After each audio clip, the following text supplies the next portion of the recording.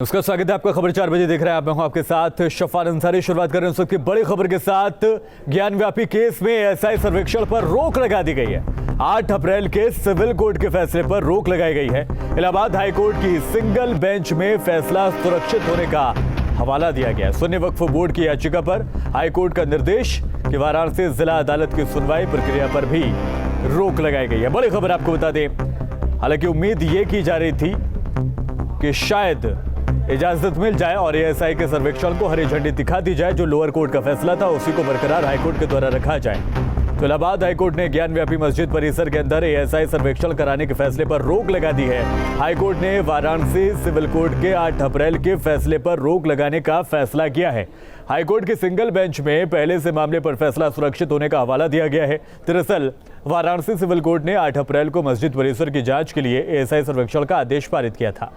तो सुशांत मुखर्जी ज्यादा अपडेट के साथ हमारे संवाददाता जुड़ गए हमारे साथ। सुशांत, उम्मीद हालांकि ये की जा रही थी कि एएसआई के सर्वेक्षण को हरी झंडी हाईकोर्ट की तरफ से दिखा दी जाएगी, लेकिन क्या ऐसी मजबूत दलीलें दी गई हैं जिसकी वजह से इस पर रोक लगाई गई?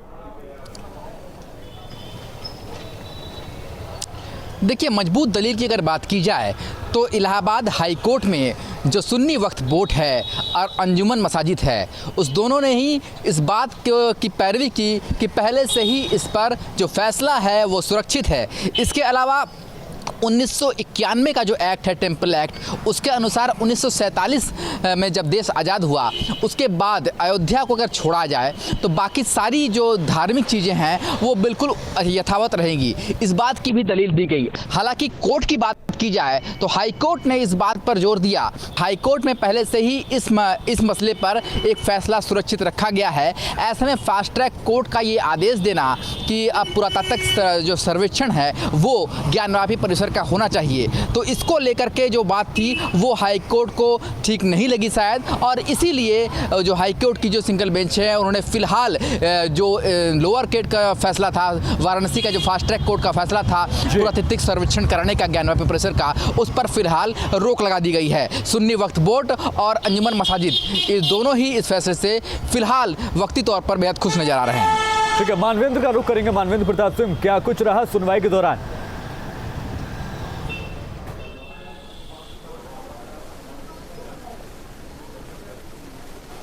जी देखिए, इलाहाबाद हाई कोर्ट की अगर बात करें तो हाई कोर्ट ने जो वाराणसी सिविल कोर्ट की प्रोसीडिंग है, यानी जो सुनवाई चल रही थी, उस पूरी प्रक्रिया पर रोक लगा दी है। और जो एएसआई का आदेश है वो भी उस आदेश के तहत उस पर भी रोक लगा दी गई है। एएसआई से जो वहाँ का सर्वे कराया जा रहा था। लेकिन हमको ये समझना होगा कि असल में 1991 में जो पूजा स्थल, धार्मिक स्थल, जो पूजा स्थल अधिनियम था वो ये कहता है कि 1947 15 अगस्त 1947 के पहले के जो धार्मिक स्थल हैं उनकी उसके स्वरूप में बदलाव नहीं किया जा सकता। और इसी आधार पर चुनौती दी गई है इस पूरी याचिका को, इस पूरे वाराणसी सिविल कोर्ट के आदेश को। और ये भी समझना होगा कि एक चेन है केसेस की। इसके पहले 1991 में जो इलाहाबाद हाई कोर्ट में याचिका दाखिल हुई थी कि जो सिविल सूट के ज़रिए चैलेंज किया गया था, वहाँ पर जो ज्ञानव्यापी मस्जिद है वहाँ पर उस पर दावा पेश किया गया था हिंदू पक्ष को। उस पर 1997 में इलाहाबाद हाई कोर्ट ने उस मामले को स्टे कर दिया था। और उसी के तहत ये आदेश है कि मामले पर चूँकि पहले से रोक लगाई हुई है और इस बीच में वाराणसी की सिविल कोर्ट अगर मामले की सुनवाई कर रही है तो वो उस आदेश के अधीन वहाँ पर चूँकि स्टे है इसलिए सुनवाई नहीं कर सकती। और इसी आधार पर जो ये पूरी प्रक्रिया है, वहाँ पर जो सुनवाई शुरू कर दी थी वाराणसी की सिविल कोर्ट ने, उस पूरी सुनवाई पर रोक लगा दी है।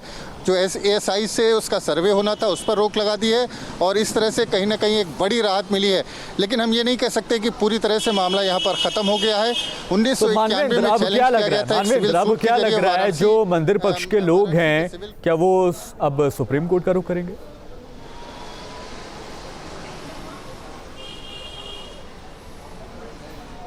जी बिल्कुल, इस मामले में जो मंदिर पक्ष के लोग हैं वो सुप्रीम कोर्ट जा सकते हैं। उनके पास रास्ता खुला है। स्पेशल अपील भी इलाहाबाद हाई कोर्ट में फाइल की जा सकती है क्योंकि सिंगल कोर्ट का ये आदेश है। लेकिन देखना होगा आगे की रणनीति क्या होती है।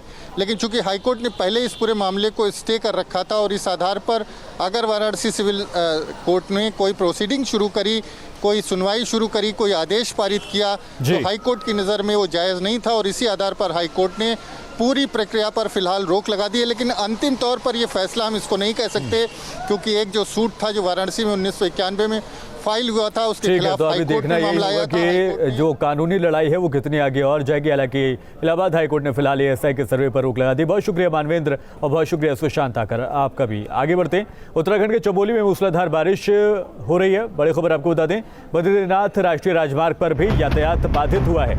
बारिश से नाले में गाड़ी फंसी है, एक कार नाले के तेज बहाव तक में फंस गई है। बड़ी खबर आपको बता रहे हैं और साथ ही तस्वीरें भी आपको दिखा रहे हैं। तस्वीर आप देख सकते हैं, गाड़ी तो बुरी तरह से बीचों बीच फंसी हुई दिखाई दे रही है। हालांकि कुछ लोग हैं जो इस गाड़ी को निकालने की कोशिश कर रहे हैं, लेकिन पानी का बहाव देखकर ये लग नहीं रहा कि ये लोग कामयाब अपने मकसद में हो पाएंगे। तस्वीरें हम आपको दिखा रहे हैं उत्तराखंड के चमोली की, जहाँ पर मूसलाधार बारिश हो रही है और बद्रीनाथ राष्ट्रीय राजमार्ग पर यातायात किस तरह से बाधित हुआ है आप अंदाज़ा लगा सकते हैं। सड़क और नदी, इन दोनों ही जगहों में फ़र्क करना मुश्किल हो रहा है जिस तरह से पानी का तेज़ बहाव यहाँ पर देखा जा रहा है।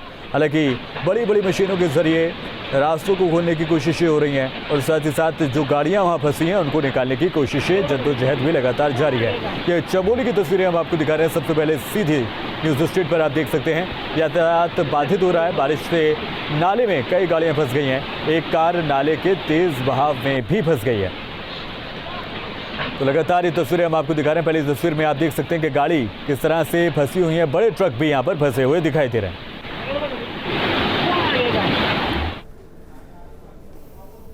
एक और बड़ी खबर आपको बताएं, केंद्रीय उड्डयन मंत्री ज्योतिरादित्य सिंधिया का ऐलान सामने आया। उत्तराखंड में बनेंगे 2 हेलीपैड। ज्योतिरादित्य सिंधिया ने यह बात कही है, 100 दिन में बनकर तैयार होंगे दोनों हेलीपैड। देहरादून एयरपोर्ट के लिए 457 करोड़ रुपए खर्च किए जाएंगे, ये कहना है ज्योतिरादित्य सिंधिया का। केंद्रीय मंत्री हैं। कुशीनगर एयरपोर्ट के लिए 255 करोड़ रुपए खर्च किए जाएंगे। जेवर एयरपोर्ट की अगर बात की जाए तो ये जो प्रोजेक्ट है वो 3000 करोड़ का होगा। आगे बढ़ते हैं, मिशन 2022 की तैयारियों में जुटी कांग्रेस, लखनऊ पहुंची प्रियंका गांधी। बड़ी खबर आपको बता दें, 2022 के चुनाव में कांग्रेस भी पूरी तरह से एक्टिव होती हुई दिखाई दे रही है। कांग्रेस अब पूरी तरह से अपने आप को मजबूत करने के लिए कोशिशें कर रही है। लखनऊ पहुंच चुकी हैं प्रियंका गांधी वाड्रा। एयरपोर्ट पर कांग्रेस नेताओं ने उनका जोरदार स्वागत किया है। 10 और 11 सितंबर दोनों दिन बहुत अहम रहेंगे। पार्टी के अंदर नया जोश भरने की कोशिश प्रियंका गांधी वाड्रा के द्वारा की जाएगी।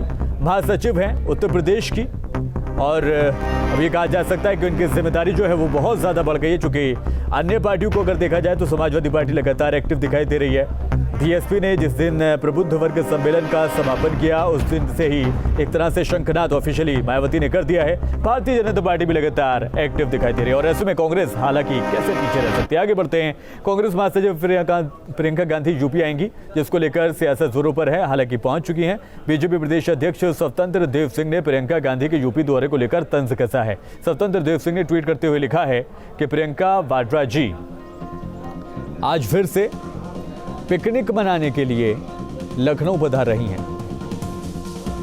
आपको बता दें कि प्रियंका गांधी लखनऊ आएंगी, इसके बाद रायबरेली और अमेठी जा सकती हैं। तो ये स्वतंत्र देव सिंह की तरफ से ट्वीट किया गया। प्रियंका या कांग्रेस की क्या बात करनी है? न राष्ट्र हित में काम करते हैं, न गरीब के हित में काम करते हैं। जब से कांग्रेस बनी इस देश को लूटा है, गरीबों को लूटा है। जो आज गरीब खुशहाल होना चाहिए उसको 70 साल लग गया शौचालय लेने में, पक्का मकान लेने में, गैस का कनेक्शन लेने में, बिजली की कनेक्शन पहुंचने में 70 साल लग गया है। एक गरीब परिवार से जन्म लेने वाले नरेंद्र मोदी जी जब देश के प्रधानमंत्री बने तब इस गरीबों का कोई पुरसा हाल हुआ।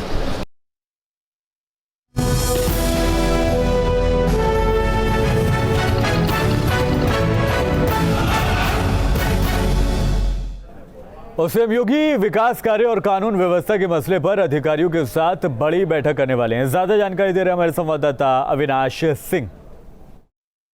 प्रदेश की कानून व्यवस्था और विकास की योजनाओं को लेकर आज शाम में मुख्यमंत्री ने एक महत्वपूर्ण बैठक बुलाई है। ये बैठक शाम 6 बजे वीडियो कॉन्फ्रेंसिंग के जरिए होगी और इस बैठक में सभी जिलों के डीएम और जो पुलिस कप्तान होंगे वो मौजूद रहेंगे। माना जा रहा है कि कानून व्यवस्था के साथ साथ सरकार के द्वारा जो योजनाएं चलाई जा रही हैं उन योजनाओं पर कितना काम हुआ है और कितना काम अधूरा है, इन तमाम चीज़ों को लेकर मुख्यमंत्री के द्वारा रिपोर्ट ली जाएगी। जो सभी ज़िलों के जो डीएम होंगे मुख्यमंत्री के सामने अपने ज़िले के जो तमाम विकास कार्य हैं उसका विस्तृत ब्यौरा रखेंगे। वहीं कानून व्यवस्था को और कैसे ज़्यादा दुरुस्त किया जा सकता है, इसको लेकर जो तमाम ज़िलों के पुलिस कप्तान होंगे उनके साथ मुख्यमंत्री की बातचीत होगी। वीडियो जर्नलिस्ट सफल हसन के साथ अविनाश सिंह, न्यूज स्टेट लखनऊ। आगरा में मलेरिया, वायरल और डेंगू बुखार के नए कहर बरपाया हुआ है। अस्पतालों में बड़ी तादाद में मरीज पहुंच रहे हैं। आगरा में प्रशासन की कैसी है तैयारी और लापरवाही बरतने वालों पर प्रशासन क्या कार्रवाई करेगा, इस बाबत सीएमओ अरुण श्रीवास्तव से बात की हमारे संवाददाता विनीत दुबे ने। आगरा सहित आसपास के क्षेत्रों में लगातार डेंगू और वायरल फीवर इन्फेक्शन फैला रहा है और तेजी से मरीजों की संख्या बढ़ रही है। ऐसे में ऐसा भी देखा गया है कि कुछ निजी अस्पताल अपने स्वार्थ के चलते डेंगू जैसे मरीजों की सूचना स्वास्थ्य विभाग तक नहीं पहुंचा रहे हैं। इसीलिए आगरा स्वास्थ्य विभाग ने एक बड़ा कदम उठाते हुए कुछ ठोस निर्णय लिए हैं। क्या निर्णय लिए हैं, ये जानने के लिए हम सीएमओ आगरा अरुण श्रीवास्तव जी से बात कर लेते हैं। सीएमओ साहब, क्या कुछ निर्णय आपने निजी अस्पतालों के खिलाफ लिए हैं? इसमें जो भी हमारे आसपास के जनपद के या मेरे जनपद आगरा के जनपद के ज्वर के पीड़ित उपचार करा रहे हैं निजी चिकित्सालयों के, और अगर वो संक्रामक रोग से ग्रसित हैं तो उसकी सूचना महामारी अधिनियम के तहत हम लोग को मिलना आवश्यक है, जिससे हम लोग उनके निवास स्थान के आसपास कार्रवाई कर पाएँ। इसको देखते हुए जिलाधिकारी महोदय द्वारा भी निर्णय लिया गया और उन्होंने निर्देशित किया। उस आधार पर हम लोग ने 10 नोडल बनाए हैं, जो 15 चिकित्सालयों को हमने उनको नोडल बनाया है, जहां वो लोग जाके निरीक्षण करेंगे। अगर कोई निजी अस्पताल सूचना नहीं देता है तो क्या कार्रवाई करेंगे सर उस पर? अगर ये जानबूझ के, एक बार हम उसे जरूर वार्निंग देंगे, नोटिस देंगे। यदि जानबूझ के उसके बाद भी अगर वो छुपाता है तो उसके विरुद्ध हम हमारी एक्ट की तरह FIR दर्ज कराएंगे। जितने भी चिकित्सालय हैं उनसे सिर्फ मेरा अनुरोध है कि संक्रामक रोग को देखते हुए सिर्फ उपचार नहीं, यदि आपके यहाँ संक्रामक रोग का कोई भी मरीज भर्ती है तो वो सबके लिए दिक्कत करेगा, आसपास के क्षेत्र के लिए और स्वयं आपके चिकित्सालय के लिए। ऐसी बात है कि जानकारी ही बचाव है, और खास तौर पर अगर आप निजी चिकित्सालय चला रहे हैं, निजी अस्पताल चला रहे हैं, तो वहां पर अगर कोई मरीज है और उसकी सूचना आप छिपा रहे हैं तो आप औरों को भी खतरा पैदा कर रहे हैं। वीडियो जर्नलिस्ट मनोज के साथ आगरा से विनीत दुबे, न्यूज स्टेट उत्तर प्रदेश। गाजियाबाद में डेंगू और वायरल फीवर के मरीजों की तादाद हर दिन अस्पताल में देखने को मिल रही है। MMG अस्पताल में मरीजों की लाइन देखी जा सकती है। अब तक डेंगू के 59 मरीज सामने आ चुके हैं। वायरल फीवर के सैकड़ों मरीज रोज अस्पताल पहुंच रहे हैं। हालात का जायजा लिया हमारे संवाददाता हिमांशु शर्मा ने। दिन बदला, तारीख बदली, नहीं बदल रही तो वो हैं तस्वीरें। गाजियाबाद के जिला MMG अस्पताल में इस समय हम मौजूद हैं और रोजाना की तरह दिन निकलते ही लंबी कतार यहाँ पर मरीजों की देखने को मिल रही है। दरअसल वायरल का प्रकोप लगातार जारी है। जिले में डेंगू के मरीजों की बात करें तो 59 मरीज डेंगू के गाजियाबाद में अब तक सामने आ चुके हैं और मरीजों का आंकड़ा दिन प्रतिदिन लगातार बढ़ता ही जा रहा है। आप देख सकते हैं कतार कितनी लंबी है और इस कतार में 100 में से 70 मरीज वायरल फीवर के हैं, ऐसा खुद डॉक्टर्स का कहना है। औसतन रोजाना 400 मरीज वायरल फीवर के गाजियाबाद में देखने को मिल रहे हैं। तस्वीरें आपको दिखाना चाहूँगा जिला MMG परिसर की। आप देख सकते हैं किस तरह से लंबी लंबी कतारें डॉक्टर्स के बाहर मौजूद हैं। हालांकि स्वास्थ्य विभाग द्वारा वायरल फीवर के मरीजों की ब्लड की जांच कराई जा रही है ताकि ये स्पष्ट हो सके कि मरीज डेंगू से ग्रस्त तो नहीं, कहीं उन्हें मलेरिया तो नहीं।